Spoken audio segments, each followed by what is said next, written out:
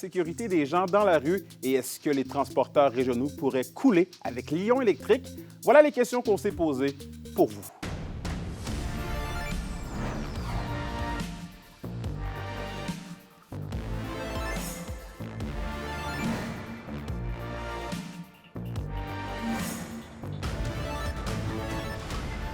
Ici Anthony Dallaire et voici vos informations.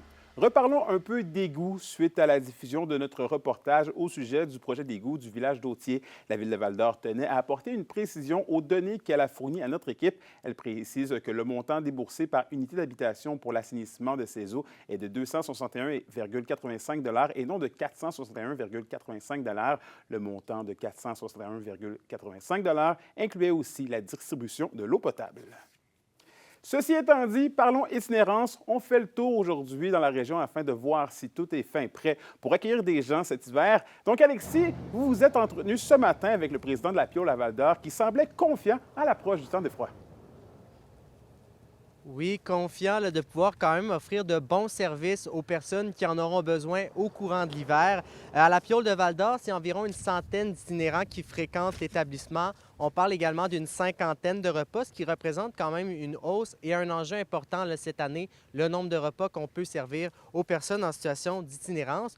Cependant, pour le président de la Piole de Val-d'Or, la vraie question à se poser, ce n'est pas nécessairement au niveau des repas, mais c'est plutôt au niveau du logement et de l'habitation. Je vous laisse l'écouter. Les gens ne remarquent pas à quel point ça coûte cher garder une personne itinérante à la rue. Ça serait tellement plus rentable socialement de construire du logement puis de les sortir, même des petits logements abordables, là, puis de les sortir de la rue, ça nous coûterait moins de 18 pièces par jour à la longue. OK? Mais on persiste et signe à nous demander, les organismes en itinérance, aidez-les à se trouver un logement. Mais où sont ces logements abordables-là? On ne les trouve plus. On les trouve juste plus. Et du côté de Rouyn-Noranda, Alexis, l'organisme La Maison du Soleil Levant est déjà à pleine capacité. Oui, une situation que la directrice générale qualifie de préoccupante, même qu'elle a mentionné que l'hiver pour eux est déjà commencé avant le temps. On parle d'une cinquantaine d'itinérants qui fréquentent l'établissement. Il y a une dizaine de lits supplémentaires qui ont été ouverts, passant d'une vingtaine à une trentaine. Donc, comme elle me l'a mentionné plus tôt et comme à Val-d'Or, les logements et l'habitation, le manque en fait de logements et d'habitation sont un enjeu important, une situation qu'elle qualifie assez d'inquiétante. Je vous laisse avec ce qu'elle avait à nous dire.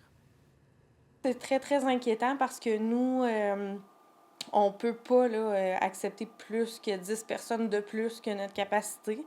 On a doublé aussi le personnel là, pour les nuits parce que ça n'avait pas de bon sens à un moment donné. C'est sûr qu'on ne refusera pas personne qui se présente au refuge là, si la personne n'est pas violente et tout ça, là, on s'entend, là, mais on ne refusera pas personne, mais on ne peut pas offrir un lit. Le gouvernement affirme de son côté mentionné que c'est une tendance qui est vouée à être renversée. Voyons voir si les mesures qui ont été mises en place porteront leurs fruits dans les prochains mois, prochaines années. Parfait, merci Alexis. Et maintenant, en transport électrique, les difficultés électriques sont plus que préoccupantes. C'est du moins ce que juge le transporteur régional Maheu à Rouyn-Noranda. Voici mon entretien. Donc, M. Maheu, est-ce que la situation chez Lyon Électrique vous préoccupe ici? Bien, je vous dirais qu'on est très préoccupé par la situation du fournisseur Autobus Lyon, à même titre que je dirais l'ensemble des transporteurs par autobus du Québec. Il faut comprendre qu'on est déjà dans une période, je dirais, challengeante, là, si je peux me permettre l'expression, pour l'industrie du transport scolaire au Québec, étant donné le projet d'électrification obligatoire des autobus scolaires. Dans les dernières années, dans le projet d'électrification, le gouvernement a fait le choix de contraindre les transporteurs à ne faire affaire qu'avec Autobus Lyon ou à peu près, puisqu'ils sont les seuls fabricants d'autobus qui ont accès à la subvention qui nous permettent de réussir à faire la transition vers l'électrification. Ça, pour nous, les transporteurs, c'est quelque chose qui est nouveau parce qu'on s'était toujours assuré d'avoir des bonnes relations avec différents fournisseurs. Ils sont principalement 3 ou 4 là, en Amérique du Nord, ce qui faisait en sorte qu'on n'était jamais complètement dépendant. Là, on l'est. En tout cas, dans les achats qui ont été faits dans les dernières années, chez nous, c'est une trentaine d'autobus. d'autobus. Quand on parle de 325-350 000 $ de valeur de véhicule par véhicule, faites la projection au Québec, c'est certain que c'est impossible que ce soit aux transporteurs d'assumer les coûts du maintien de la flotte d'Autobus Lyon si jamais il devait arriver le pire, là. Bref, on ne fera pas trop de spéculation sur qu'est-ce qui va arriver d'Autobus Lyon, mais on a des inquiétudes sur les pièces, le service, qu'est-ce que le gouvernement va mettre en place pour supporter les transporteurs dans ce contexte-là. Donc, concrètement, ça serait quoi les impacts financiers et matériels pour vous? Bien, c'est du jamais vu, donc c'est difficile de vraiment avoir une prévision précise de qu'est-ce qui se passerait. Il y a bien des variables qui demeurent encore un point d'interrogation. Ce qu'on sait, par contre, c'est que c'est sûr que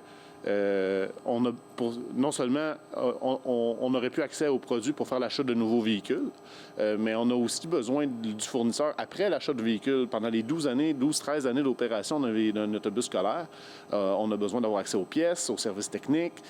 Donc, si ça, c'est plus là, bien, c'est certain que ça devient une grande contrainte puis un grand défi de pouvoir remettre les véhicules sur la route. Beaucoup d'interrogations, très peu de réponses à donner, malheureusement.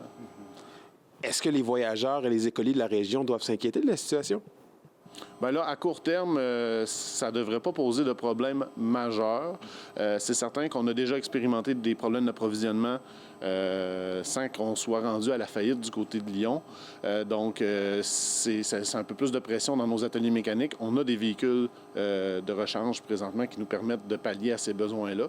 Mais ce qui pourrait arriver dans la suite des choses à court-moyen terme, c'est des matins où c'est de plus en plus difficile d'avoir les autobus sur les routes, dépendamment du service et des pièces.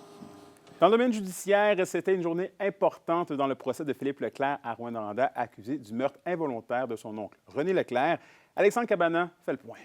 Les plaidoiries, dernière chance pour les deux parties de se faire entendre auprès du jury. Signe que le méga-procès de Philippe Leclerc, d'une durée de plus de 3 semaines, tire à sa fin. La défense s'est d'abord exprimée, une plaidoirie de Maître Pinsonneau qui n'aura duré qu'à peine 2 minutes. L'avocate de l'accusé a surtout rappelé les questions auxquelles doivent répondre les jurés dans leur délibération, à savoir si c'est Philippe Leclerc qui a commis l'acte, s'il a intentionnellement asséné le coup de hache à la tête de son oncle et si c'est ce coup qui a causé le décès. Du côté de la poursuite, on a d'entrée de jeu appelé les membres du jury à se laisser porter par leur gros bon sens. Après quoi, on a entrepris de refaire le fil des événements de cette journée de 10 juin 2022 jusqu'au 16 juin, date du décès de René Leclerc. Selon la poursuite, Philippe Leclerc avait en sa possession, lors de son arrestation ce jour-là, la hache identifiée par l'une des témoins comme étant l'arme du crime. La même témoin avait interpellé le suspect sur les lieux du crime quelques secondes avant de voir René Leclerc dans une mare de sang. Pour la couronne, il n'y a pas de doute, Philippe Leclerc serait celui qui a asséné le coup fatal. Maintenant, reste à trancher si ce coup était intentionnel ou pas, là, le cœur de l'intrigue. Le juge Maxime Roy l'a confirmé ce matin, Philippe Leclerc ne peut pas être considéré comme ayant des troubles mentaux. Mais reste qu'il a été évoqué plus tôt lors du procès par la psychiatre que Philippe Leclerc était en psychose au moment des faits. Quoi qu'il en soit, les deux parties ont pour une dernière fois évoqué leurs arguments aux 14 membres du jury qui devront, à compter de lundi, délibérer à savoir si oui ou non Philippe Leclerc est coupable du meurtre involontaire de son oncle, René Leclerc. La suite, lundi. Alexandre Cabana, RNC Nouvelles, à Rouyn-Noranda. Au culturel, la Bibliothèque de Rouyn-Noranda vous invite à son potluck littéraire, un nouveau club de lecture pour adultes ce soir à 18h30. À chaque rencontre, les participants sont invités à sélectionner des livres qu'ils souhaitent partager. Le but du club de lecture est de donner lieu à des échanges entre des lecteurs passionnés. Et à la météo de l'Abitibi-Témiscamingue pour ce soir et cette nuit, les conditions routières seront difficiles avec des accumulations de neige pouvant aller jusqu'à 10 cm. Les maximums seront de moins 3 degrés Celsius. Pour la journée de demain, c'est de la neige intermittente et de la poudrerie par endroits. Maximum entre moins 4 et moins 5 degrés Celsius.